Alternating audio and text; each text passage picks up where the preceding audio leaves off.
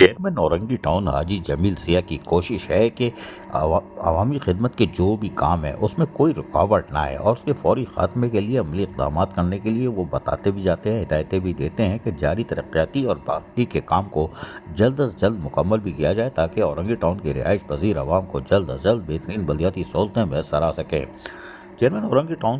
حاجی جمیل سیاہ کی جہاں کوشش ہے، وہیں vice chairman Orangi town Affan صغیر صدیقی اور میونسپل کمشنر اورنگی ٹاؤن آغا فہد بھی کوشش کرتے ہیں کہ وہاں جاری کام جو ہے سیوریج سسٹم کی درستگی، نالوں کی کلوٹ، شاہراہوں پر اسٹریٹ لائٹس اور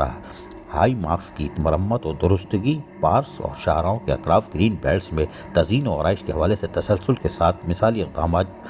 کیے جائیں اور کوشش کی جائے کہ بلدیاتی نمائندے کاموں کی نگرانی کریں اور ہر حال میں اس کو مکمل کریں۔ اورنگی ٹاؤن میں نالے کی کلوٹ پلیا کا کام مکمل تقریباً ہو چکا ہے اور فٹ بال چورنگی ideal lawn L block sector 11.5 UC 6 نالے کی کلوٹ پلیا طویل عرصے سے ٹوٹ پھوٹ اور خستہ حالی کا جہاں شکار تھی، سیوریج سسٹم خراب ہو چکا تھا جس کی وجہ سے سڑک ٹوٹ پھوٹ گئی تھی، علاقے کی عوام کو شدید دشواری کا سامنا کرنا پڑ رہا تھا، ٹریفک کی روانی بھی بری طرح متاثر ہو رہی تھی۔ علاقے اور عوام اور اپوزیشن لیڈر کی درخواست پر اس کلوٹ کی بحالی کا کام ترجیحی بنیاد پر کیا جا رہا ہے اور کلوٹ اور سیوریج سسٹم کی بحالی کا کام کروانے پر علاقائی عوام نے چیئرمین حاجی جمیل سیاہ اورنگی ٹاؤن کا شکریہ ادا کیا۔ عزیز عارف، KBS